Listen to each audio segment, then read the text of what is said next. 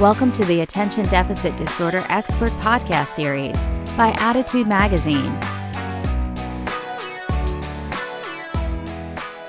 My name is Annie Rogers, and on behalf of the Attitude team, I'm so pleased to welcome you to today's ADHD experts presentation titled, what did you say? Differentiating Auditory Processing Disorder from ADHD in Children.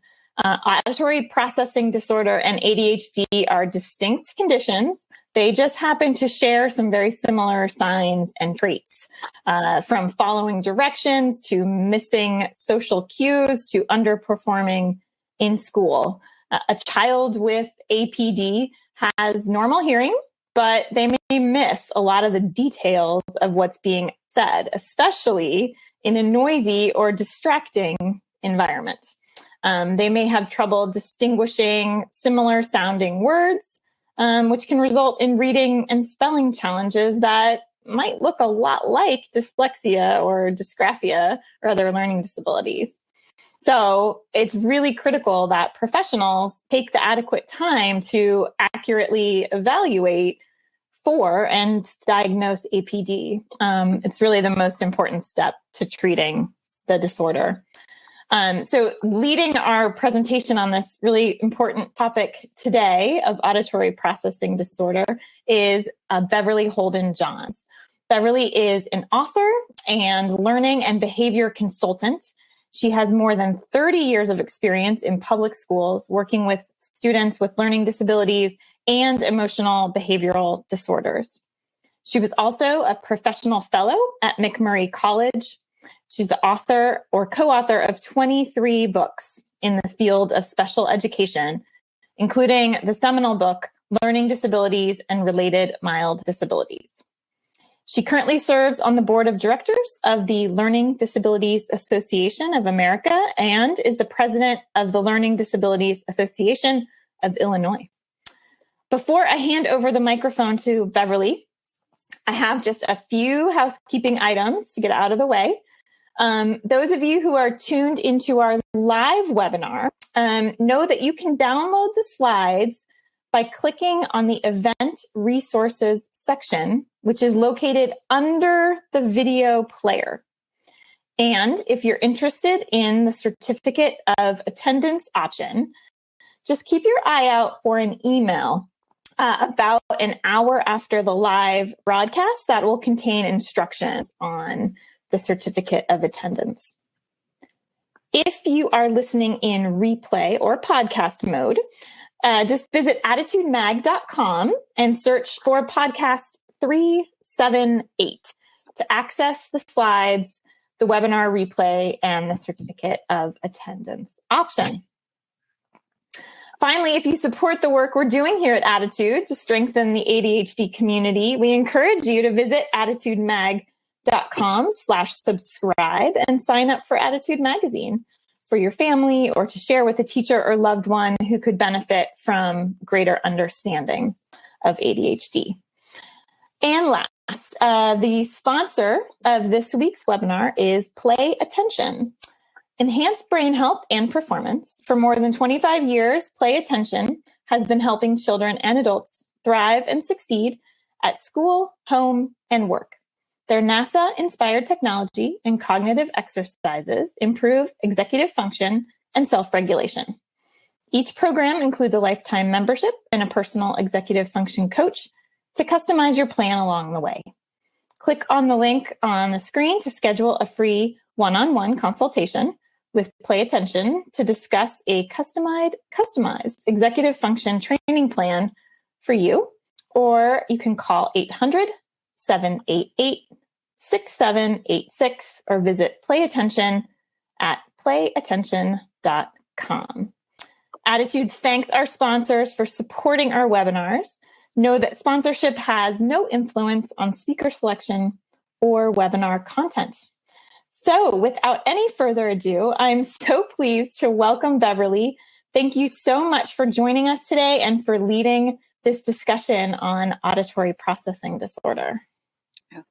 Thank you, thank you. And thank you to Attitude Magazine for having me, because I am very excited about getting to talk about this topic.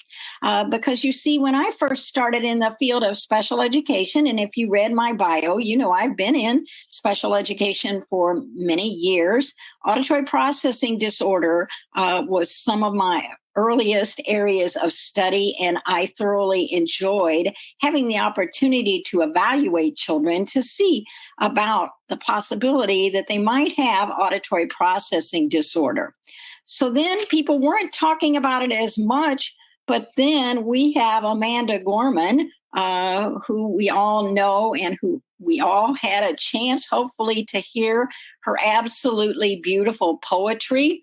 And we learned that she had been evaluated and found to have auditory processing disorder at a very early age. So, but look at how she went on to be such a very successful individual. So this is very exciting that we're talking about this topic today.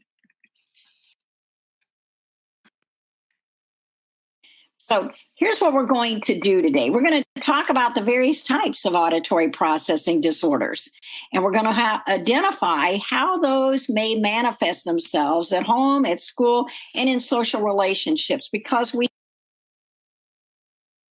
processing disorders manifest in a variety of different situations. And then we're going to talk about the differences and the similarities among auditory processing disorder and other disorders that we often read about and that our children are often diagnosed with. We're going to talk also about a variety of adaptations and instructional variables, and we're going to talk about positive strategies for school and for home. And I believe firmly that the notion of positive strategies is where we really need to be going nowadays. Our children are under a great deal of pressure with the pandemic, with the worry about a parent losing a job, with the upset and routine and expectations. So we have to remember to continually look for the positive.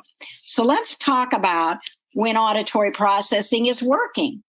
That means the brain understands speech. So someone is talking to the child, and the child's brain is understanding what's being said.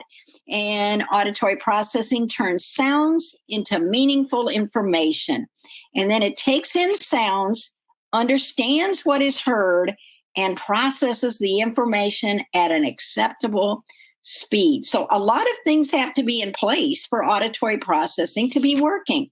When it is not working, it can be summarized as the ear and the brain are just not in sync. So think of the human brain like a computer. And so the human brain takes in the information. That's the input. And there's a lot going on there. And in today's world, children are having to take in a lot of information.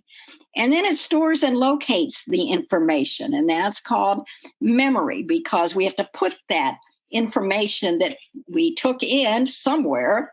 And then it has to organize the information and facilitate the operations and decisions.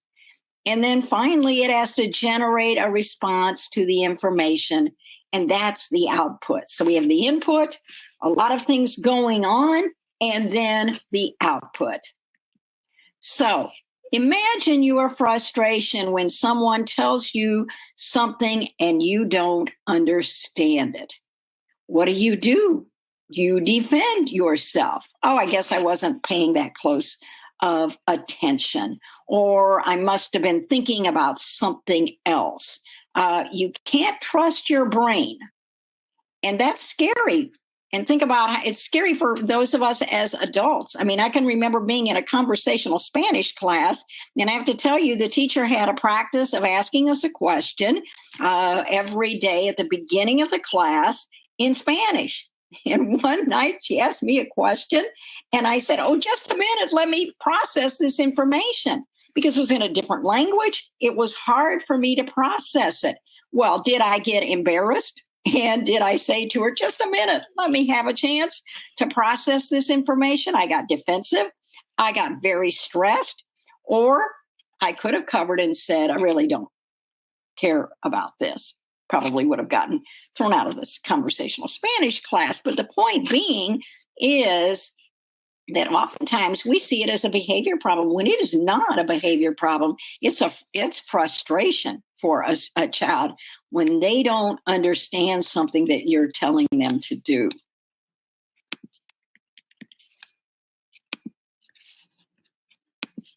Okay. So why are social skills difficult for a child with auditory processing? Again, imagine that you're in a room with your peers and 3 people are talking at once. And have we all had that happen? Yes, we have. And we can sift out what is the most important conversation to us. But our children with auditory processing disorder, they can't do that. Or imagine being in a room when there's loud music and you can't hear what people are saying. That's auditory figure ground. So other noise, what I call competing stimuli is occurring and you can't sort it out. Or you might stay away from those situations, or you might take on another role as the joker or clown, or appear like you just don't care. You really do care, but it is tough for you. And so you have to cover in some way. So what are some misconceptions? Now, we say, could be auditory processing disorder, maybe not. It is hearing acuity. One of the first things, probably the first thing we want to do if we suspect auditory processing disorder is to actually have a hearing evaluation so that we can rule out that it is an acuity problem. However, even if we rule out that, remember what's very important is the bottom line is that you have to be so careful that it could be hearing acuity and it also could be processing disorder. It is dyslexia. Well, what we're learning is about 70% of our children who have dyslexia have an auditory processing disorder. We focus not particularly enough on what the auditory processing disorder is. Or it is ADHD, and we're going to talk a lot more about whether it's ADHD, whether it's auditory processing disorder, because what we find is the why is different. And it's just a behavior problem. We really need to be careful because a lot of people will say the children are just being passive aggressive. The children are just being obstinate. No, there's much more to it. Or it is anxiety. And we'll talk about that as well, because it can be anxiety, but it can be straight auditory processing disorder. So what are some of the telltale signs? So parents can look for these, teachers can look for these, whatever, but trouble following spoken directions.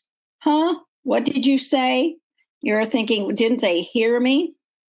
Again, think back to the computer and the input. Maybe it didn't come in. They may give you a blank stare. They are going to have trouble following conversations with multiple speakers because that's very, very difficult. Trouble with background noise. I just can't hear when you're saying it. It's too noisy in here. So think about children going into situations where they're there for an assembly, and there are a lot of children there, and there are a lot of people talking, and they may start having behavior problems just because it's what I call circuit overload for them. They may have trouble remembering details because that's auditory memory, and they may take longer to respond when someone speaks.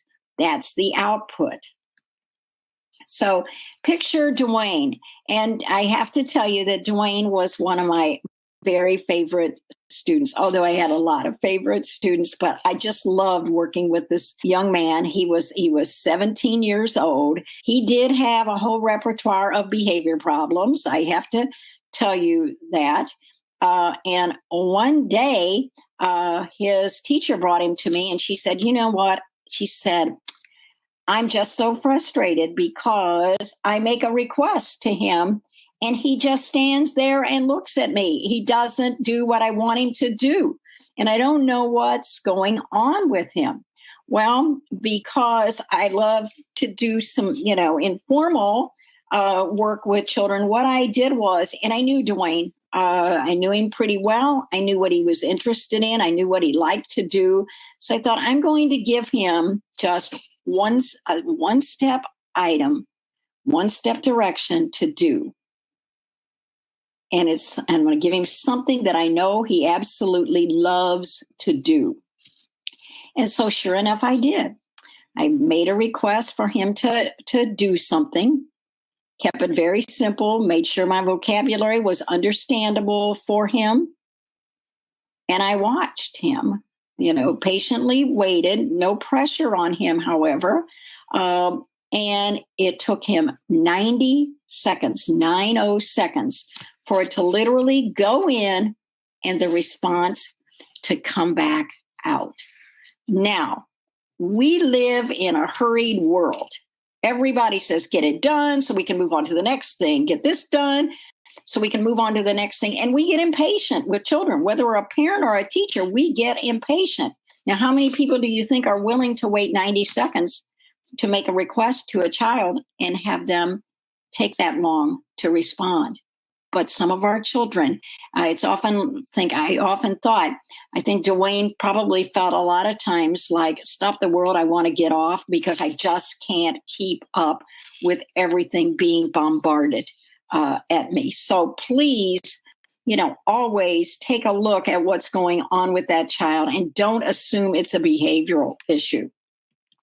So we have 4 components, and then I'm going to add one, but these are the basic 4 components. And one would be auditory discrimination, being able to discriminate between sounds, especially those sounds that may be alike, but they are different. And then auditory figure ground is when, in fact, we have to be able to pull out the important information from a variety of things that we're getting bombarded with hearing all at once.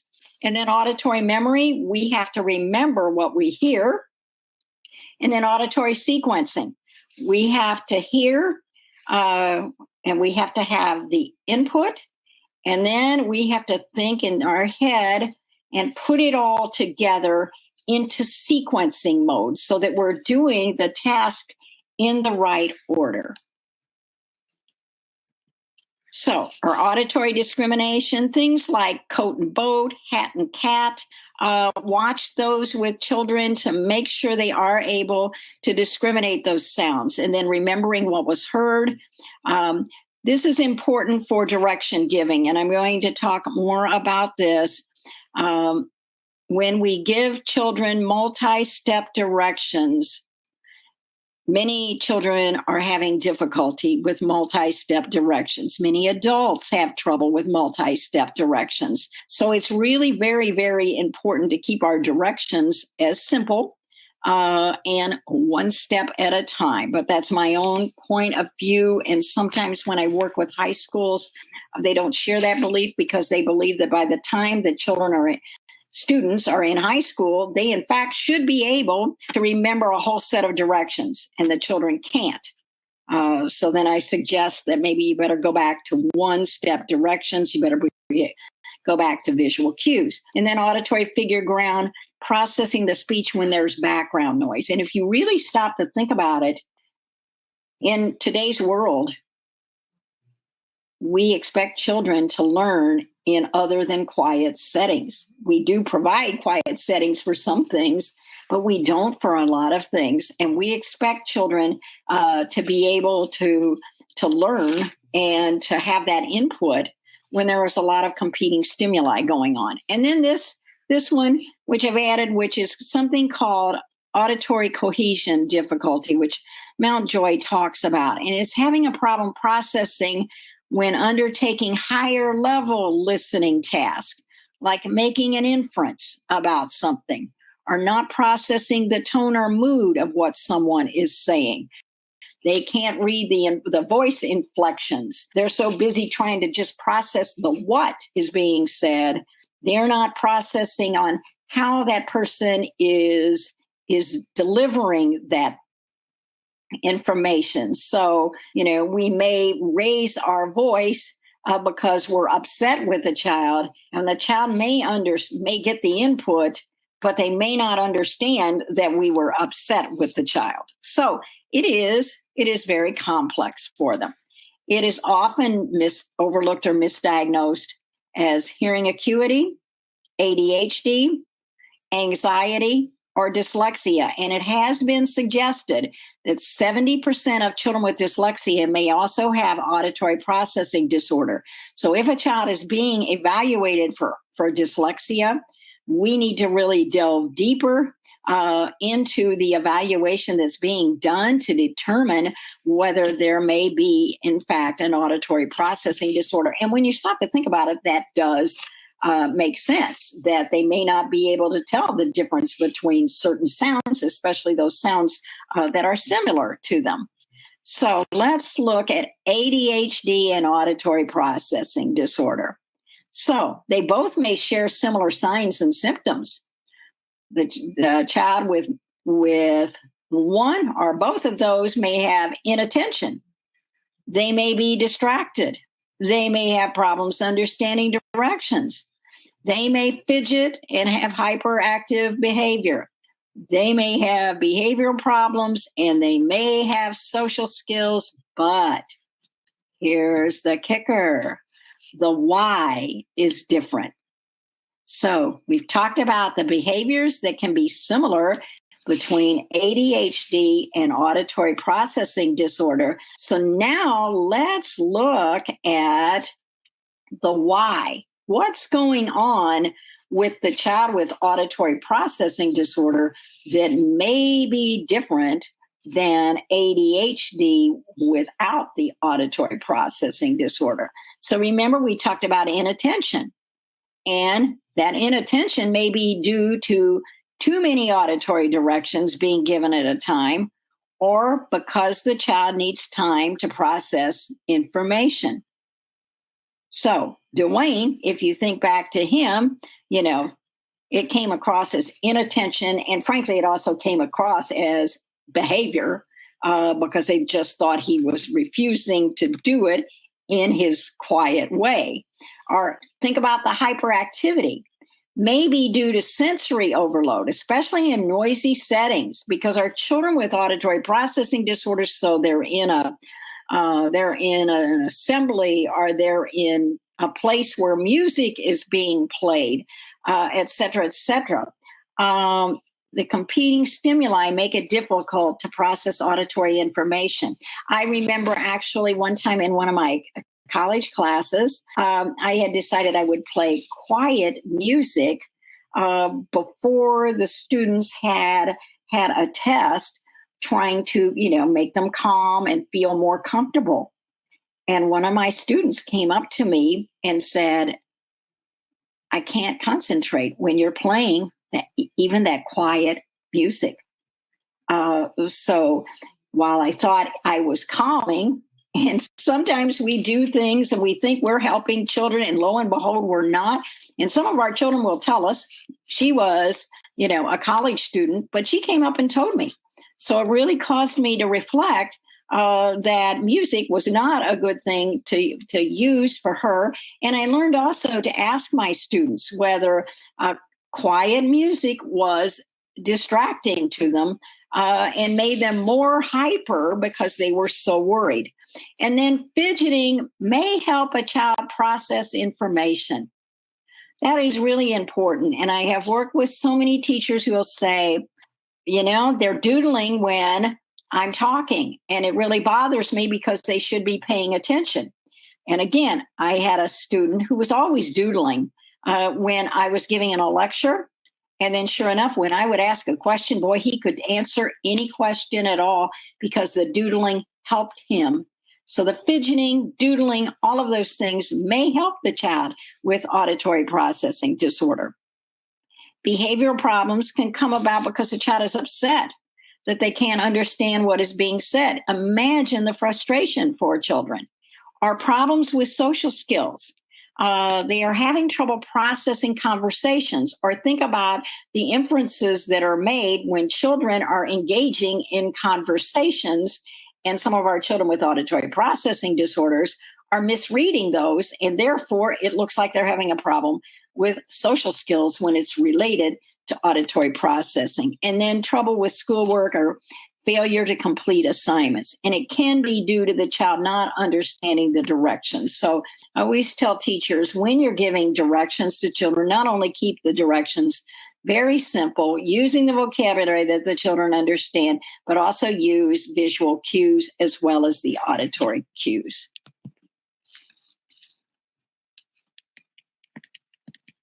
So auditory processing and anxiety. And I have had the fortune to do a lot of work with children with anxiety. And I'm sorry to say that during the pandemic, we are afraid that our children with anxiety disorder, that our population of children with anxiety, because of everything that's going on in today's world, has gone up.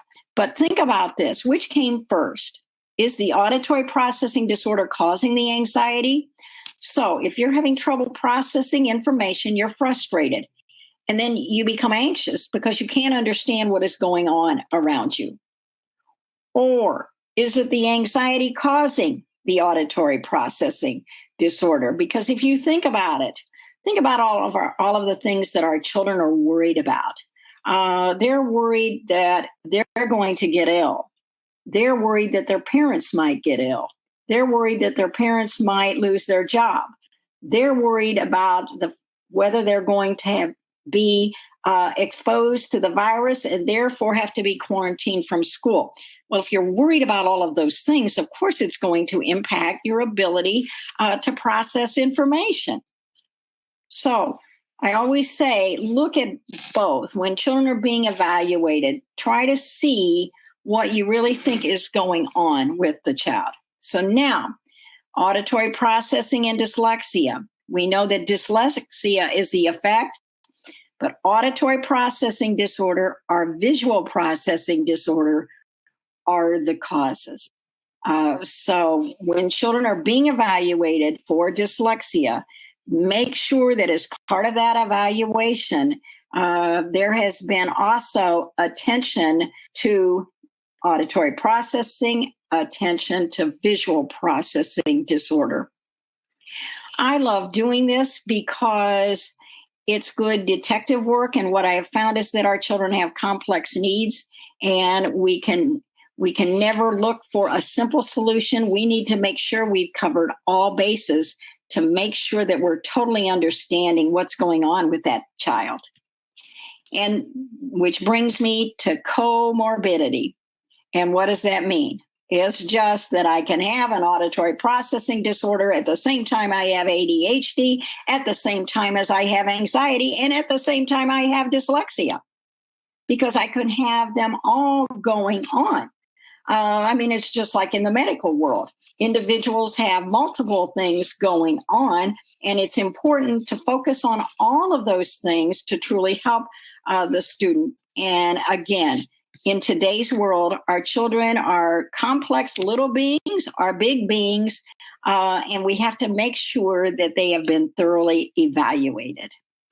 So now let's look at auditory processing problems can be a precursor to learning disabilities or a specific learning disability, because the ability to interpret what is heard, if you stop and think about it, think about a classroom. Most of the directions given in a classroom are auditory. And now it's time to do this. And now we're going to do this. And now you need to put this back in your desk. And now you need to take this out.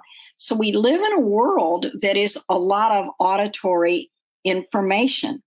And so, in fact, this auditory processing can certainly be a specific learning disability.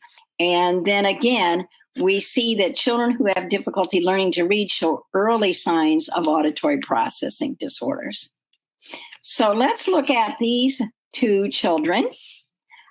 Betsy, let's look at Betsy first. And Betsy is 7. And Betsy had difficulty discriminating between pairs of spoken words, hop and hot. She couldn't learn nursery rhymes. She struggled with phonics and could not tap out the number of sounds. She passed a reading test because it required visual learning. Now, Betsy was a very bright little girl, and Betsy had already figured out at 7 how to compensate because she was using her visual channel to cover up for the fact that she was having so many difficulties in the auditory channel. This might not be too usual because a lot of children, especially at age 7, have not learned how to compensate, but she was very bright and was able to figure this out. Now, compare her to Ben. He learned nursery rhymes. He tested high in auditory processing, but he struggles with putting puzzles together, making patterns with blocks, and can't recall what words look like in print. So he's going to do well in a reading approach that uses a lot of phonetics, but where he has to memorize sight words, he has a lot of difficulty. But again, he did well auditorily, did not do well with visual processing, whereas Betsy had difficulty with auditory processing, but did well with visuals and had already learned to compensate at the age of 7. So evaluation is important because it can overlap with attention issues and specific learning disabilities and dyslexia. So what I recommend that if you suspect that a child may have an auditory processing disorder, you certainly want to have a comprehensive case study evaluation done with a team of individuals. And I want to see that team have someone who has expertise with auditory processing disorders. And frankly, an audiologist should be involved because an audiologist is going to be able to really get into the complexity of acuity and what sounds the child is able to hear and whether they're able to block out extraneous information, etc. So please, if you're suspecting it with a child, make sure that there is a thorough evaluation. And even though you may get a diagnosis of ADHD or you may have found a diagnosis of dyslexia, make sure that auditory processing is also checked out to be on the safe side. And I always say parents know their children the best because they're living with their children, and by golly, they know whether their children are having trouble processing information, or they know whether it's a multiple set of needs. And so it's important for parents to share that information. And it's also important for the school district to listen to what the families are saying. So our approach when working with children should be threefold. It should be remediation. It should be teaching the child how to compensate. Remember, Betsy already had figured out how to compensate, and it should be accommodations. Now, here is the example that I like to use because it's all about all three of these. So I will talk to people, particularly who are working with high school students who cannot read. And they'll say, and I will say, well, tell me what you're doing to teach that child to read. And they're saying, well, we're just accommodating them. We just give them books on tape or we read the information to them. And I say, well, that's an accommodation. What are you doing? What is the specially designed instruction to teach that child to read? Because if we don't teach the child how to read and we only accommodate, we are doing a real disservice to the child. At the same time, we also have to teach the child compensatory activities as well. So it's a threefold approach. And so strategies for building skills, and we're going to talk about each of these, discrimination, figure ground memory, sequencing, and cohesion difficulty. So what are some auditory discrimination activities? With eyes closed, students judge from what part of the room a sound is coming, near or far. we can practice loud or soft sounds. Tell me if that's a loud sound, and giving examples in advance. Find the sound is another good one. Identify sounds and listen for sound patterns.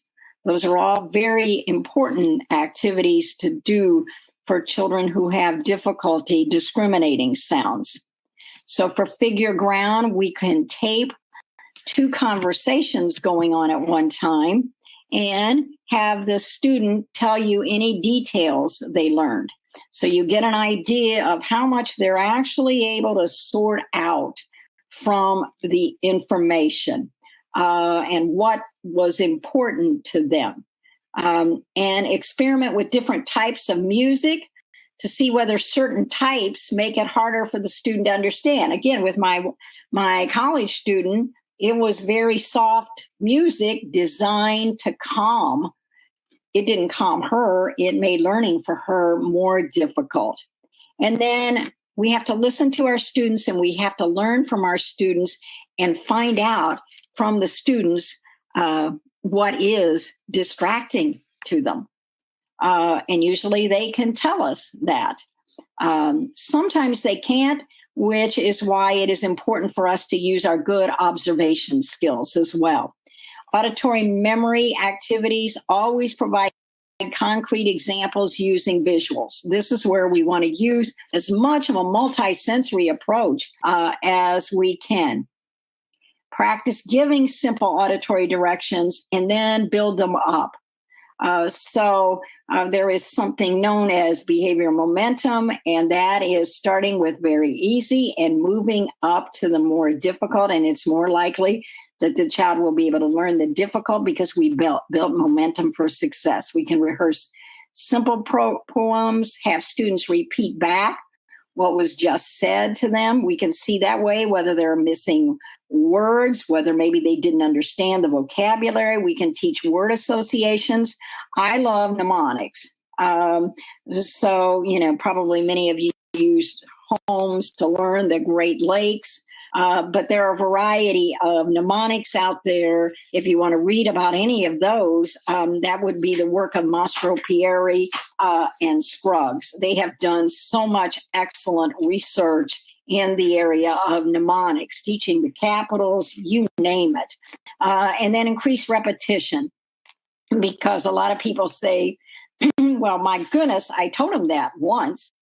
Well, remember, redundancy builds fluency. So things like repeated readings are going to be helpful. So then find opportunities for students to read passages aloud, but privately. Use word webs, have students act out a concept, use graphic organizers, and always use multisensory approaches for children. Auditory sequencing. Practice 2 simple directions with vocabulary words that you know the student understands. This is really important. A lot of people make an assumption that children know all of the vocabulary words we use, and a lot of children are given books to read, and lo and behold, the children don't know the vocabulary, and we think they should know the vocabulary, but they really don't. So we need to make sure they are understanding our vocabulary and have the student write down each direction on a piece of paper, because just doing that sometimes is additional input that the child needs.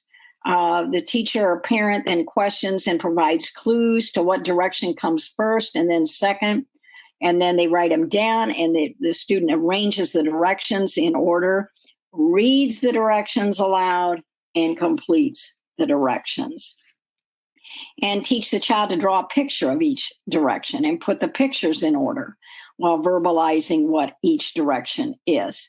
Now, this particular strategy, these 2, if the child also has a written expression problem, and we find that some of our children with learning disabilities, certainly one of the issues is some of them do have issues with written expression, then I'm not going to use this activity, because I'm looking at what the child's strengths are and what the child's needs are, and I'm not going to use a remediation activity that builds in another area that the child is having problems with without also remediating in that area. So auditory cohesion activities. Remember, this is we are giving the child something to do, and it requires the child inferring maybe something we didn't say or the emotion we used. Tape a short statement where inference skills must be used and ask the student about the statement and whether they can infer something from it. Or practice making sure the student can see the face of the person who is talking. Ask what emotion the person is showing. Now, this is difficult now in the day and age of mask wearing, but we all know that there are those masks that have clear so that the mouth of the instructor can be seen. Or practice making a statement to the student and asking them what mood they think of when you made the statement, so that they're practicing hearing and processing the emotion that is involved in the request.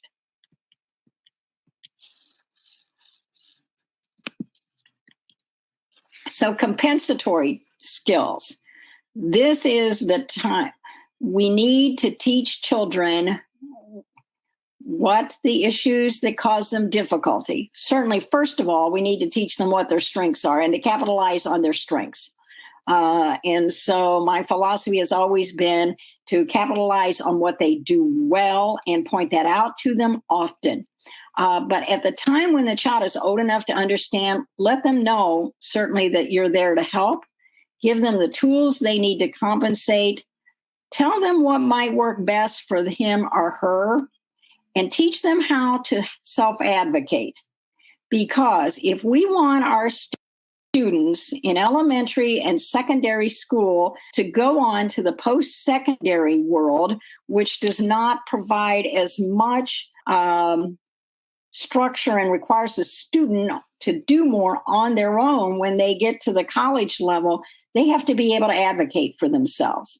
They have to say, I have some problems when I'm expected to follow more than a one-step direction. So can you give me directions that are one step?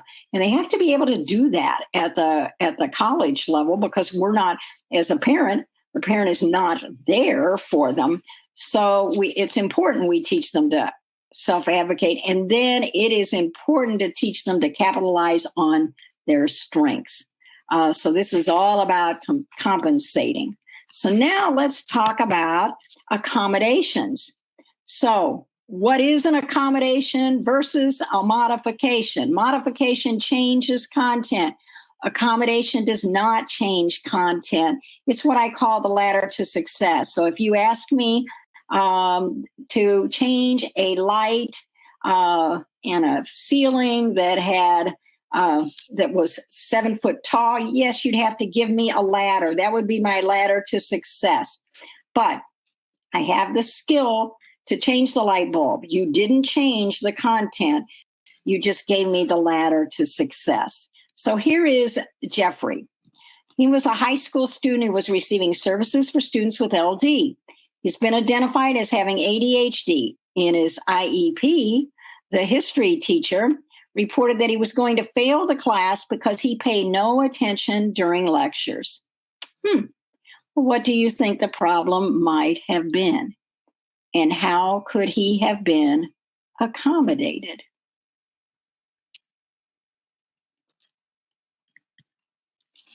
Well, here was the reasonable accommodation. And I was so proud of the class, of the teacher who would do this, because we were in an IEP. We knew that Jeffrey had a significant auditory processing disorder. So we were to the accommodation discussion in the IEP. And his parents asked if they could receive a copy of the lecture notes in advance so they could review the material with Jeffrey prior to class. The teacher said we'd be happy to do that. Now, with that accommodation, Jeffrey went from failing to an A grade. But the advantage was he couldn't sit in a high school class and process all of the lecture. He just couldn't do it as much as he tried. But if he had the lecture material in advance, guess what? He and his mom could review the material. He could, the parents were so willing to help. They could talk about the topic. So by the time he got to class, he already had a good understanding, and therefore he was more likely to understand what was going on. It was exciting and easy accommodation. So some good strategies that can help many students. Wait time, giving the child time. Remember, not all students are going to have a delayed processing time like Dwayne did of 90 seconds, but a lot of our children do need wait time. They need response cards. So we ask a question, they write down the answer, and they hold up the answer. And again, good response cards build in wait time. And multisensory approaches, using the visual, using the auditory, hands-on, all of those kinds of things are going to help the child with auditory processing disorder. Visual cues, behavioral momentum, always starting with something that the child does well, then another thing that the child does well, and reinforce the child for doing it, and then a third thing, and then the research shows that by the time you get to the item that you think might be difficult for the student is able to do it. That's really exciting. I love that strategy. And then affirmation statements. Affirmation statements are continually letting the student know that their success is attributed to them. You studied really hard at that. I noticed you were really paying attention in class. So our day needs to be filled with affirmation statements for students because they need to know they're doing well. And then mnemonics like homes. Oops. So let's talk about auditory discrimination problems. Again, keeping distractions to a minimum. Make sure you're speaking very clearly so that it's easier for the child to understand what you're saying. And students should sit where they have easy access to the whiteboard and to the teacher's voice. And you may want to consider a sound amplification system. There's a lot of work being done that for auditory processing disorders, well as hearing acuity, that sound amplification systems may work very well. And some more, we've talked about this one, a clear film so the child can see the mouth, speak at normal volume, but be very clear. Reiterate or exaggerate words that sound alike. And pair pictures as much with words as well. And perhaps you need to allow the student to use headphones. And when there's a need for someone to speak, reduce the background noise. Be very careful for children who have auditory figure ground problems. There may be a safety issue for them, because the child may miss like a fire alarm going off or a tornado warning going off if you live in the parts of the country where there are a lot of tornadoes going on. And then consider environmental accommodations like making sure your carpeting, making sure the acoustics in the room are good. Here are some for auditory memory, making sure that, we keep the information simple for the student. Our working memory is, short-term auditory memory is we get the information and we decide to accept it or reject it. And working memory is we keep it and we use it. So multisensory input is very important, and cues such as this is important are very important as well. Using voice-to-text software. Be careful of Swiss cheese notes. This is particularly good for teachers who are giving notes to children, and they may say, this is important. Well, the problem is they say this is important. The child processes, okay, I got to write this down. Now, while the child is busy writing it down, the teacher is going on. So then the child's notes look like Swiss cheese notes. There are big holes in them. And more auditory memory activities. We can use written outlines, graphic organizers, use a note taker, but still have the children, even though they have a note taker, practice taking notes. And auditory sequencing, one instruction at a time, visual cues. And sometimes we have to provide the information in advance in either an email to the student. Today, we're going to be doing this so that they're prepared in advance, or use a cue card. And auditory cohesion, hopefully no teacher or parent is using sarcasm or ridicule for any child, but especially true with our children who have auditory processing disorder. And then explain your emotion when talking with the student, so the student understands the emotion tied to what you're saying. I'm happy when you work so hard at a problem. Reword if you need it. So those are just some suggestions. I could talk all day about this topic, but I just am going to summarize with a mnemonic that I created, which is listen, and summarizes everything we've talked about this afternoon, which is the L is listen to the child. Listen to understand, not to respond. Individualize your strategies based on the needs of the child. Support with strategies that remediate. The T is teach the child to compensate. The E is encourage the child. Always encourage the child. They need our support. And N, notice all the progress the child makes and celebrate that progress. So thank you for being with me this afternoon, and we'll see whether there are any questions in the 10 minutes that we have left.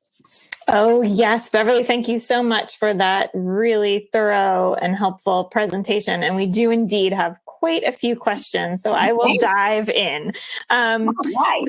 I think the number one is from, maybe I'm reading into this, but overwhelmed parents who are wondering about their first step. So they suspect that their child may have auditory processing disorder. Many of the parents here report that their child does have another diagnosis, ADHD, obviously quite common, but also autism and learning disabilities. What is their first step for seeking an evaluation? Should they talk to the school, or should they go straight to a specialist? And if so, what's the best place to start?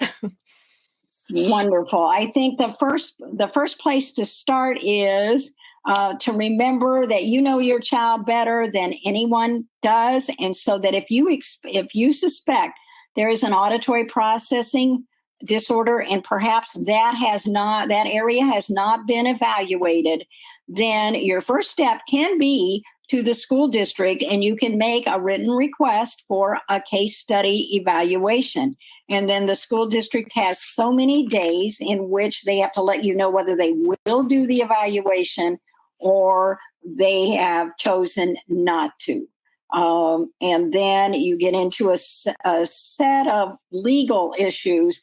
But the important thing to remember is that you can expect the school district to do a case study evaluation, and you really want somebody involved in that case study evaluation who has expertise in auditory processing disorder. And perhaps that might be a speech and language pathologist who would have that background, but you want to make sure that that's done. You also want to make sure that an audiologist is involved. If you don't want to go through the school, then you might check out a variety of evaluation centers that have expertise in the area of auditory processing disorder. Okay, very helpful. And if you are unsure, is it auditory processing disorder? Could it be a language disorder? Could it be even dyslexia? Are you looking at a series of evaluations, or is there anyone who might be able to do a more comprehensive evaluation for all of the above? Right. Well, and that's a superb question. That's why anytime you have an evaluation done, make sure it's done by a multidisciplinary team of individuals. And the school district is responsible for doing those multidisciplinary evaluations. But if you have chosen to go the independent route, just make sure it's done by people who have expertise in auditory processing disorders. Again, it has to be a team effort because remember, we talked about the complexity of children's needs. And knowing the right questions to ask. And therefore, it's much better done when it's done by a team of people, because what I might miss, somebody else might pick up. I might be looking for, I tend to be called in to do observations all the time on children who have behavioral problems in the classroom. And I'm going to tell you that in so many cases, what I'm finding is that the behavioral problem is related to something else. And in the case of Dwayne, it was related to an auditory processing disorder. Right. A lot of people here are wondering about the overlap between auditory processing and autism. Oh, no, that is a subject near and dear to my heart because the first group of children that I worked with for a few years had autism. So, of course, typically, and again, we all know the saying, if you've seen one child with autism, you've seen one child with autism spectrum disorders. Okay, they're all very different, but typically our children with autism have weaknesses in the auditory area.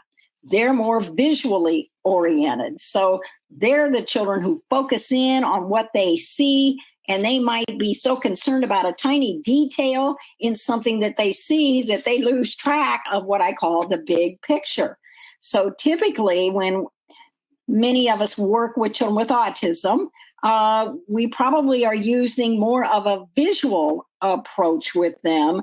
And we're also remembering that the auditory channel tends to be weaker for them. I remember probably some of you know children who have autism and have echolalia. And so you would say, like I have children come in and how are you today? How are you today? How are you today? And they repeat it back to me. Well, people thought they didn't really understand why they were echoing this. Well, what's been found now is that sometimes that is our children with autism's mechanism for processing the information auditorily, that they have to repeat it back to themselves, and maybe more than once or more than twice. And yet that echolalia, we're trying to figure out, why is he saying the same thing over and over again? He may be saying the same thing over and over again because he needs to do that to process the information.